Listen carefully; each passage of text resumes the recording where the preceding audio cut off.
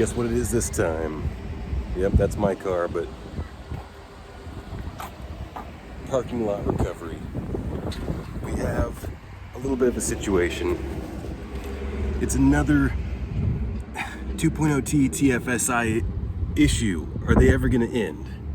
Well, we got the old scan tool hooked up. Let's figure it out. First off, we gotta shut off all of our electrical consumers. Hopefully, we still got enough power because I didn't bring my jump pack. Let's see if it starts. Seems to start fine, run fine. The check engine light is illuminated. I got a call saying that it was sitting idling and the engine started running badly and a red warning light came on. Now, of course, that's horrible. And I got a call from the customer's father, very good guy.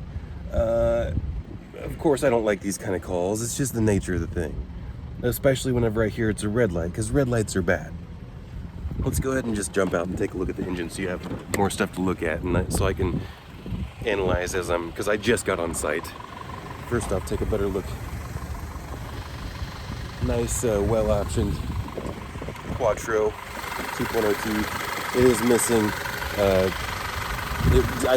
This was a parts bin car, so unfortunately I didn't have this front panel right here, which I think I do have an extra one now, but it's not necessary anyway.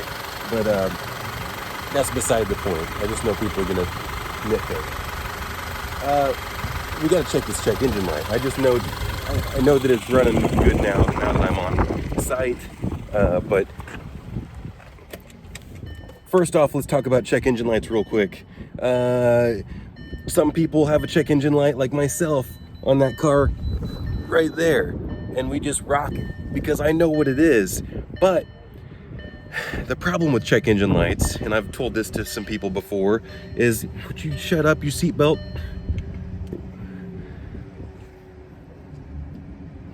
Back to my point. The problem with a check engine light that you don't address immediately, or that you don't constantly check every single day, is it can compound. And is that, yeah, it would, where do I go with this explanation? Because, for instance, if you see sales ads, the most common thing you'll see in a sales ad, check engine light is on because the O2 sensor, the oxygen sensor. They'll always like to talk about the rear one, the easiest stuff to change. Well, if it's so easy, then why didn't you already change it? Why ain't it off? You're selling it. Okay, you can give me repair advice in your sales ad? Okay, anyway. But, yeah, there's some things like the evap system that aren't so important. If you're not properly 100% sealed in your gasoline vapor emission system that recirculates, because it's operated on pressure in a vacuum pump and tested and regulated, it's not going to get, for instance, that's the common issue with the people that forget to tighten their gas cap, or if you have a gas cap O-ring that's bad. Trust me, we're getting to, I haven't even checked the check engine light yet, so the meat and potatoes of this video is coming real soon. I just have to elaborate on some preliminaries. So the biggest thing though is, let's just check this check engine light first. We gotta turn this, we have enough, I checked to make sure that the car would crank over and we got enough power, and I turned my consumers off. Now we're gonna go real time. Gotta go reconnect. Man, I hate that buzzer. Shut up. P2188. System 2 rich at idle. Bank 1. But it only has one bank. And pending is a boost pressure regulation.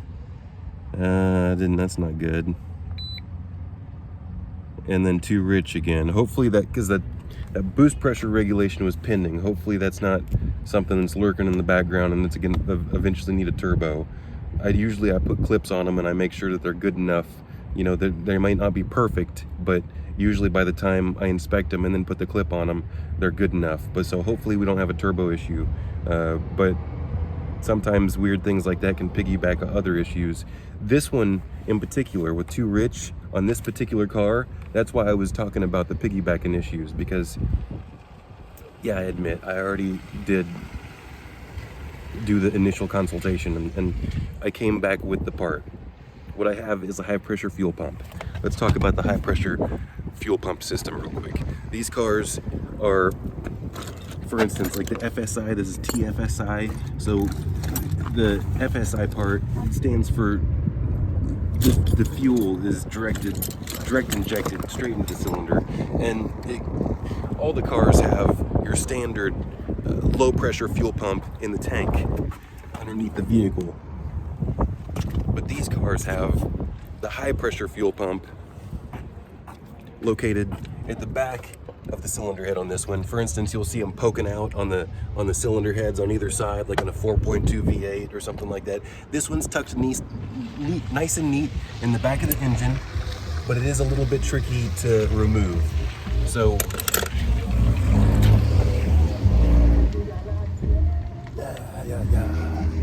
okay, we have one electrical connector here. We're just gonna get right after it because this is the first thing we do. We have to change out this high pressure fuel pump.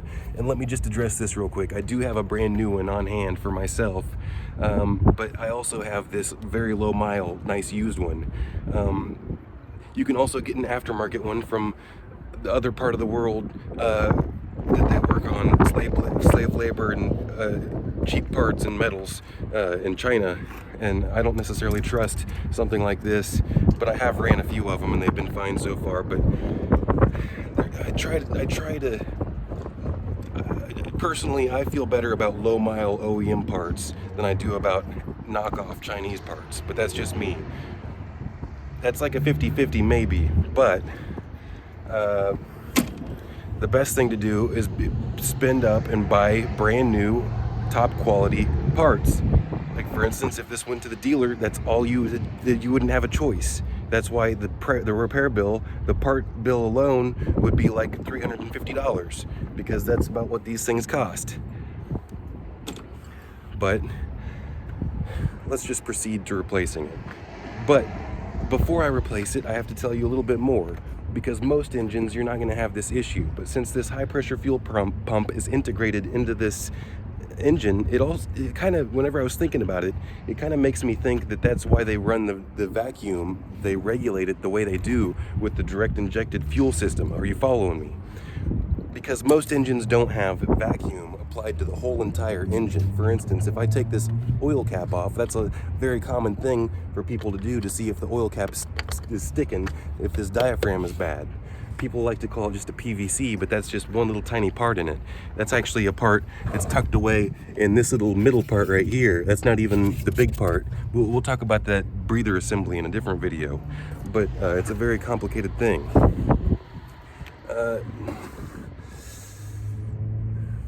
So, getting back to what I was talking about, if this fails, that's why I think that they run the vacuum through the whole entire engine, because this gas is now leaking and mixing and diluting the oil.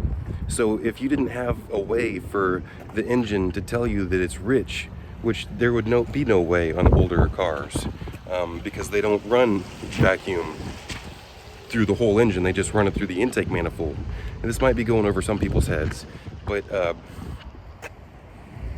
since this breather assembly is so complex on these direct injected Audi engines, and they can monitor lean or rich throughout the whole entire engine, and now the engine knows, it took a minute probably, but now the engine knows that the oil is diluted with gas because gas was leaking past this diaphragm, where this seal is in this spring, because gas is pumped right in here.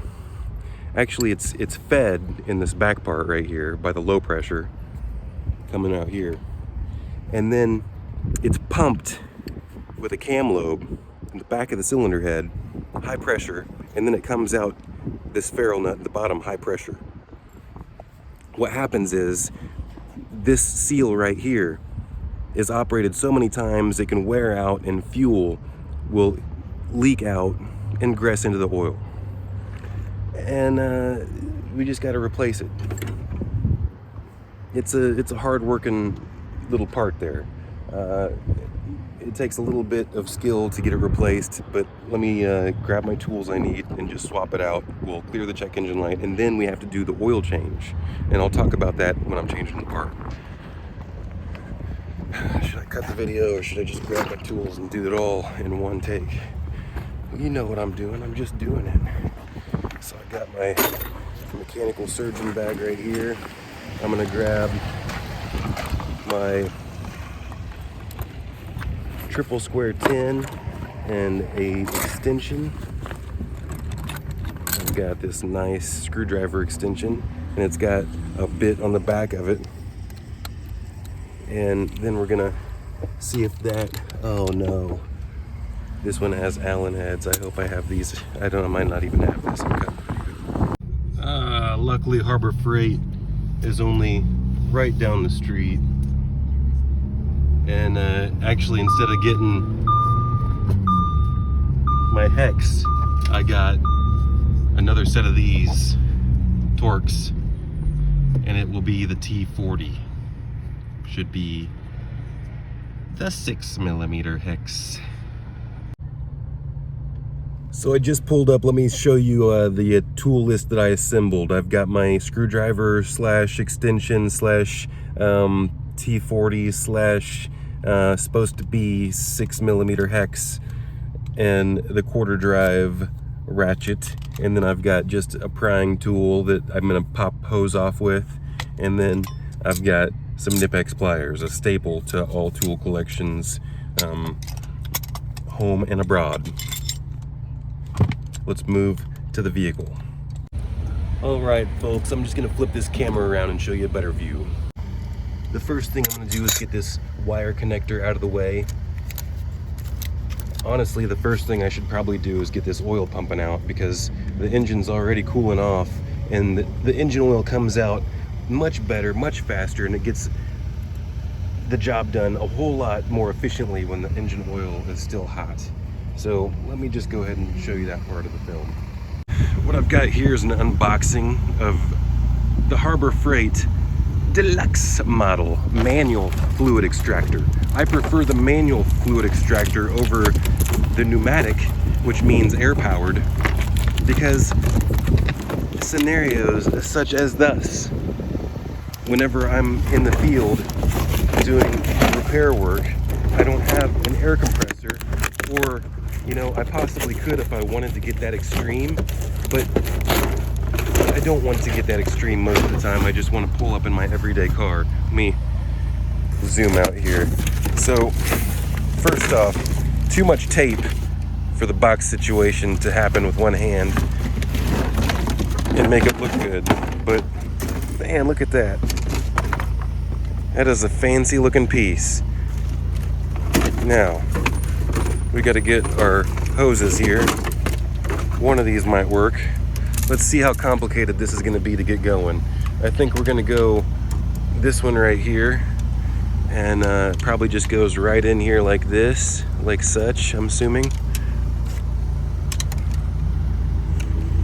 Come on now, let's look at pictures.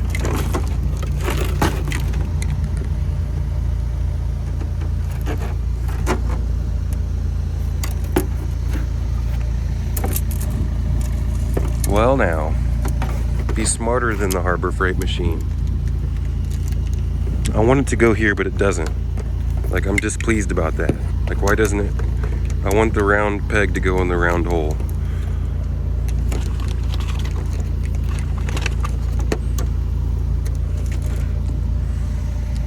All right, let's look at better pictures. Looks like the hose is coming straight out of this fancy deal right here. So then why the need for this end piece? I don't want the instructions.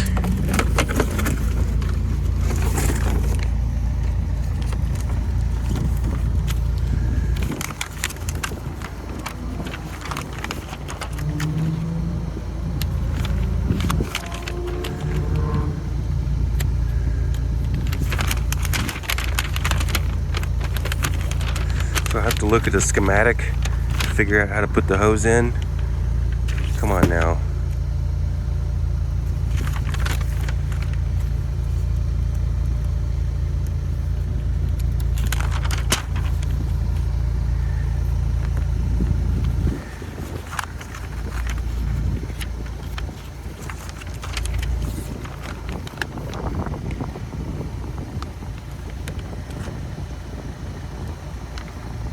I'm looking down here at number 4. So apparently I have to trim a little bit. It did.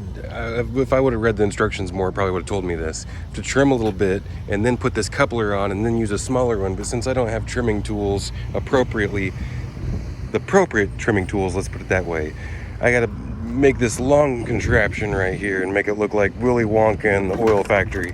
And hopefully it can do this with some relatively quick haste, because I don't want to be here all day. And what I did here is I popped off the oil cap. It's always a nice idea to relieve some pressure.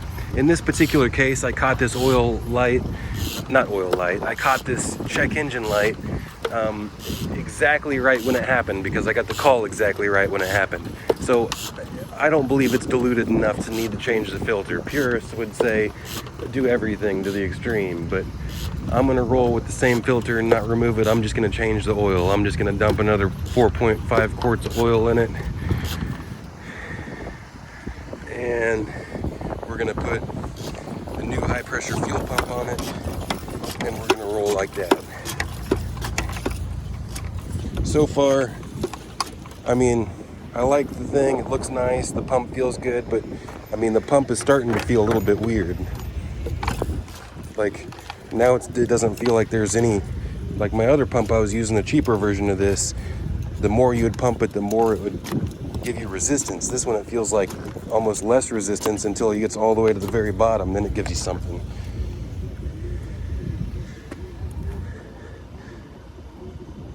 It is pulling the fluid though.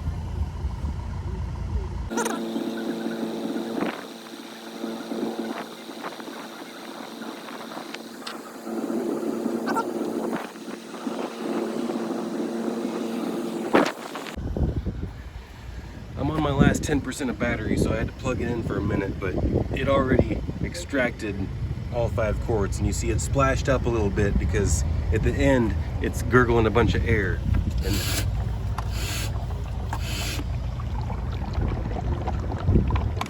there,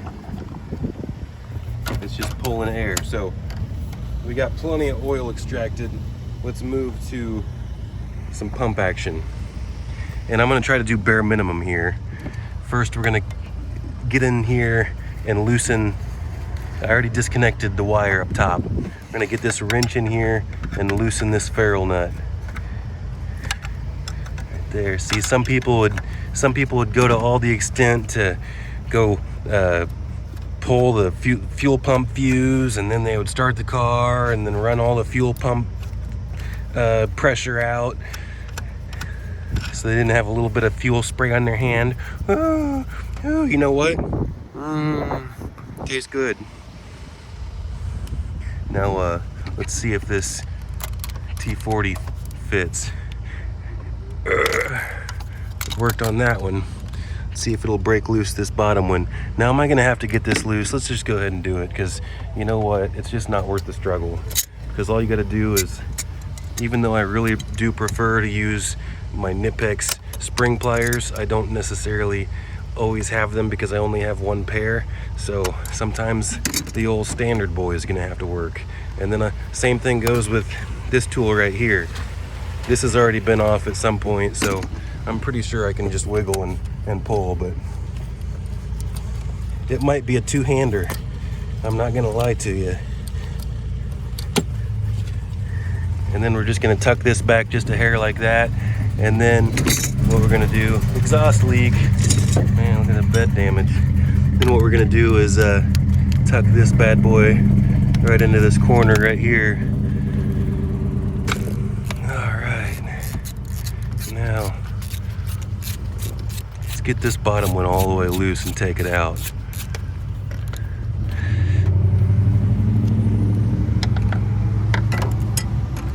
Now we can just go ahead and, before taking the top one out, we got one more hose to take loose. And this one will be a two-hander by the time I get. You want to be especially careful with this clamp right here, because unless you have a screw clamp to replace it, which is probably respectable to do that, you can lose your spring pressure on that hose right there.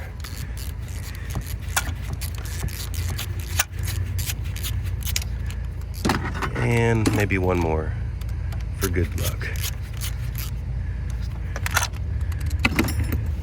But because I'm pretty good about not doing that, but I can't necessarily remember if I even had this one that far apart. I might have just put a timing chain on this one, because sometimes I don't document everything. Sometimes I just have an engine that I string a chain on it, and then I toss it in. So that might have been previous.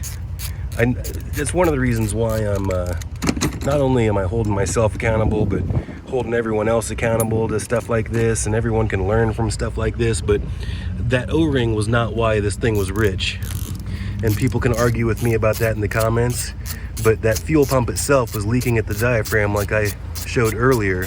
But obviously that's an issue with that O-ring. I mean, obviously some people even specifically replace that O-ring anytime they take the pump off for service.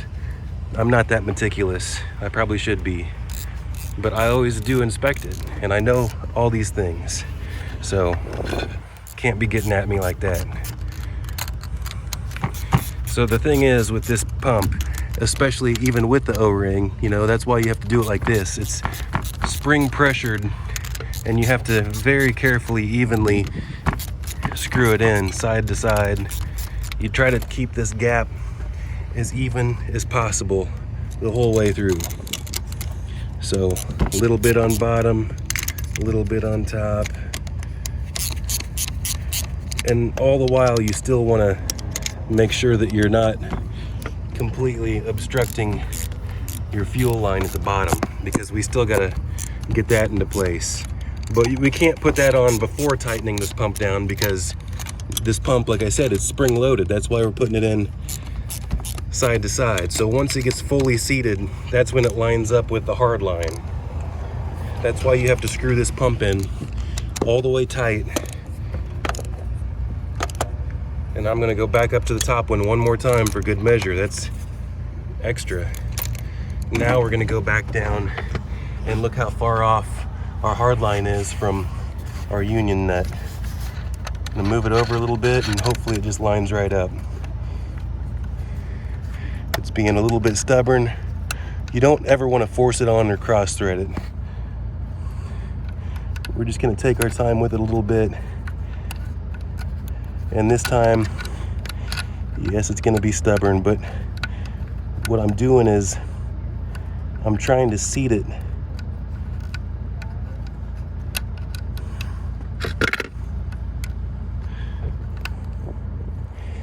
and we're not having a whole lot of luck with one hand. I'd really like to get it on there with one hand for you. And I might have to go charge my phone again here in a second.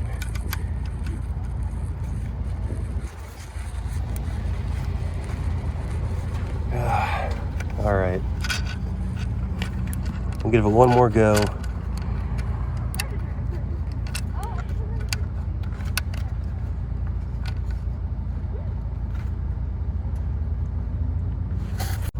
All right, back on it with two hands. I'm gonna loosen it back up and show you. That's all right. So now you see how this hard line right here is a little bit misaligned. One of the things you can do, you can take a nut off up here, but I've showed that in a different video.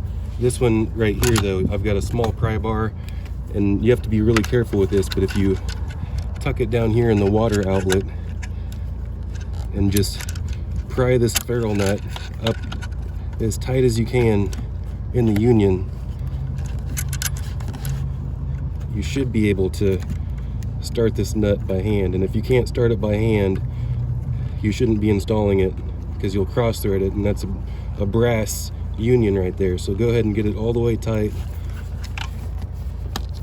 and then you can follow it back up with your 17mm wrench.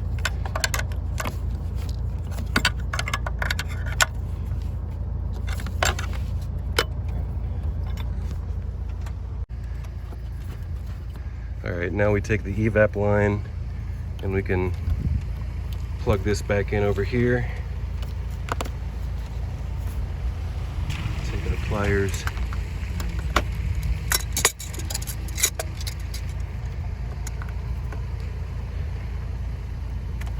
Move it here, and then we'll plug this N80 purge valve back in.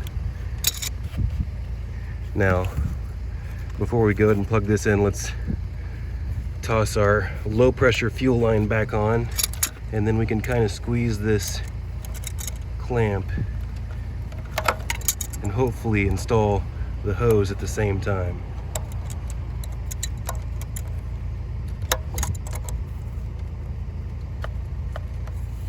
Almost there.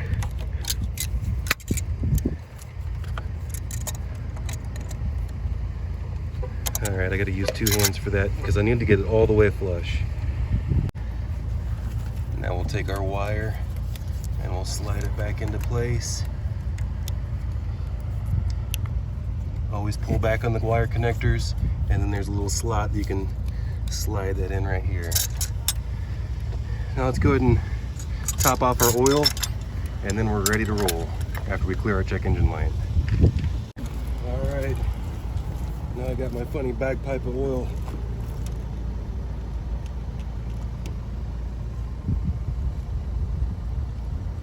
We're gonna guesstimate at 4.5 quarts.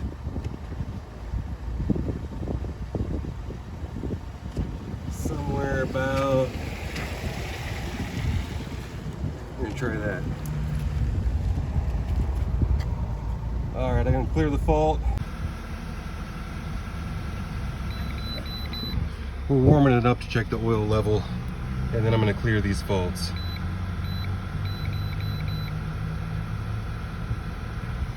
Check engine light cleared. Now I'm just gonna let the engine warm up to check the oil level. All right, so I was raising the RPMs, waiting for the oil level now, because you gotta get the engine a little bit warm. You gotta wait for it to pop up, because I don't have a dipstick here on this one.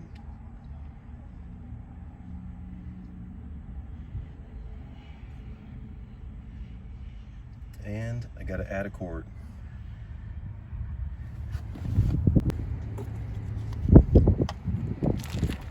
Pretty funny looking new oil containers, huh? It's like I'm putting icing on a cake or something.